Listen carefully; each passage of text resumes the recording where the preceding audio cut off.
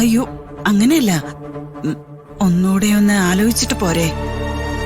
കുട്ടികള് മനസ്സിലൊരു കാര്യം ആഗ്രഹിച്ചിട്ട് അവരുടെ മനസ്സ് വിഷമിപ്പിക്കുന്ന ഒരു തീരുമാനം നമ്മൾ മാതാപിതാക്കൾ എടുത്താ അത് വലിയ തെറ്റാവില്ലേ? തെറ്റും ശരിയൊന്നും തൽക്കാലം രാധമ്മ എന്നെ പഠിപ്പിക്കണ്ട. നല്ല സമ്പത്തുള്ള ഒരു പയ്യനെ മകള് കയ്യും കലാശവും കാണിച്ച് വശത്താക്കിയപ്പോ രാധമ്മയുടെ മനസ്സില് സന്തോഷം അലയടിക്കാണെന്ന് തോന്നുന്നല്ലോ. എന്തൊക്കെ പറഞ്ഞാലും എന്റെ മകനുമായുള്ള ശ്രീയുടെ വിവാഹം നടക്കുമെന്ന് രാധമ്മ സ്വപ്നത്തിൽ പോലും വിചാരിക്കണ്ട. അതിനുള്ള വെള്ളം രാധമ്മ അങ്ങ് വാങ്ങി വെച്ചേക്ക്.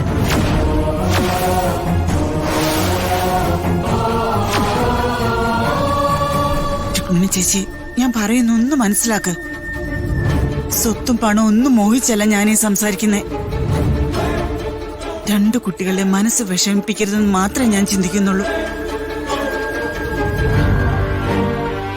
ശ്രീലക്ഷ്മി നന്നായിട്ട് പഠിക്കുന്ന കുട്ടിയാണെന്ന് രുക്മിണി ചേച്ചിക്ക് അറിയാലോ. ഓ, ഞങ്ങൾക്ക് കുറച്ച് സമയം താ. അവള് പഠിച്ചൊരു ജോലിയാവുമ്പോ മോശമല്ലാത്തൊരു തുക ശ്രീധനം തന്ന് നമുക്ക് അവരുടെ വിവാഹം നടത്താം. രുക്മിണി ചേച്ചി ഇതിലൊന്നും പറയരുത്. രുക്മിണി പറയും, പ്രവർത്തിക്കും. ഉണ്ടായിരുന്ന ഒരു പെണ്ണിനെ കൈവിട്ട് നിൽക്കുക ഞാൻ. അത് പിന്നെ വീട്ടിൽ നിന്ന് ഇറക്കി വിടുന്ന പെണ്ണെന്നോർത്ത് സമാധാനിക്കോ ഞാൻ. പക്ഷേ എന്റെ മകന്റെ കാര്യം അങ്ങനല്ല. അവനുള്ള ആസ്തിയുടെ ഇരട്ടി ആസ്തിയുള്ള കുടുംബത്തിനെ ഞാൻ അവന് വിവാഹാലോചനകൾ സ്വീകരിക്കും. ഇത് രുക്മിണി എടുത്തിരിക്കുന്ന തീരുമാനോ. ഈ തീരുമാനത്തിൽ ഒരു മാറ്റം ഉണ്ടാവില്ല. എന്തു പറഞ്ഞാലും എത്ര ആവർത്തിച്ച് പറഞ്ഞാലും സമ്പത്ത്, പണം, ആസ്തി ഇത് മാത്രമേ നിങ്ങക്ക് പറയാനുള്ളൂ. ഇനി ഞാൻ എന്റെ തീരുമാനം പറയാം. ഓഹോ, എന്താ രാധമ്മയുടെ തീരുമാനം?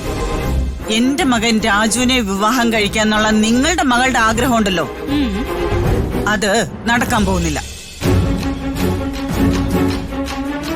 രമ്യയോട് ആ ആഗ്രഹം അങ്ങ് മറക്കാൻ പറഞ്ഞേക്ക്. എന്താ നിങ്ങളുടെ മകള് അതനുസരിക്കോ? അയ്യോ രാധമ്മ അത് മറക്കണം. രമ്യ രാജുവിനെ മറക്കണം. അത് പറ്റില്ല. രാജുവിനെ തന്നെ രമ്യക്ക് വിവാഹം കഴിക്കണം എന്ന് പറയുന്നെങ്കില് ഹരീഷുമായിട്ടുള്ള ശ്രീയുടെ വിവാഹം രുക്മിണി സമ്മതിച്ചാലേ രാജുവുമായിട്ടുള്ള രമ്യയുടെ വിവാഹം ഞാൻ സമ്മതിക്കും.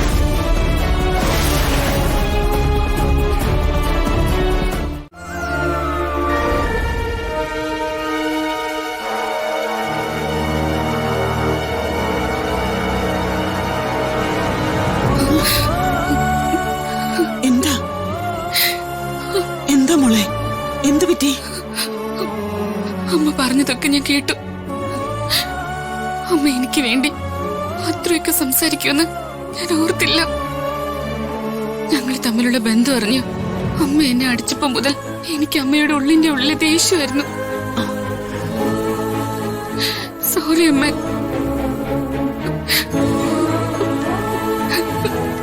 അയ്യോ എന്താ ശ്രീത്, നീ ഇങ്ങനെ കരയല്ലേ? മോള് കരഞ്ഞ അമ്മയ്ക്ക് വിഷമം വരില്ലേ? മോളെന്താ വിചാരിച്ചത്? മോളുടെ ആഗ്രഹം സാധിച്ചു തരാൻ അമ്മയ്ക്ക് ആഗ്രഹം ഇല്ലഞ്ഞിട്ടാണെന്നോ? അതിനുള്ള പാങ്ങില്ലഞ്ഞിട്ടല്ലേ മോളെ?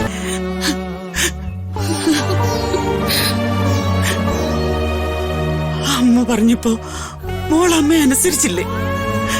അപ്പോ മോൾക്ക് വേണ്ടി അമ്മ സംസാരിക്കണ്ടേ? അമ്മയല്ലാതെ വേറെ ആരാ മോൾക്ക് വേണ്ടി സംസാരിക്കുക?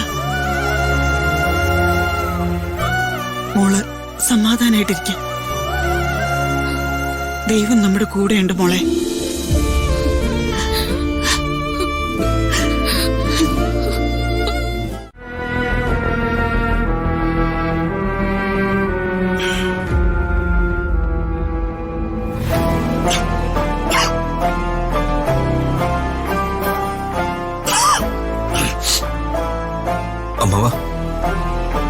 എന്താ ഈ സമയത്ത് നീ എന്തിനാ എന്റെ മുറിയിലേക്ക് വന്നേ?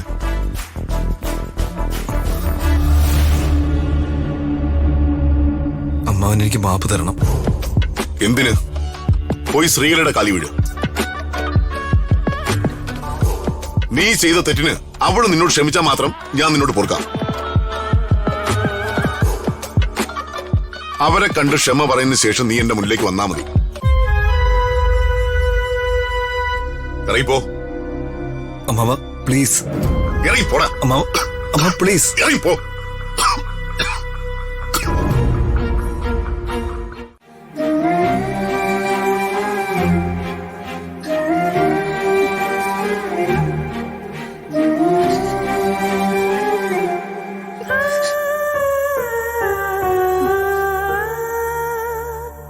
വർമ്മസാറിന്റെ മകളല്ലേ? അതെ. ഒരു സൈൻ വേണം. ആപ്ലിക്കേഷൻ ഒന്ന് ഫില്ല് ചെയ്യാനായിരുന്നു.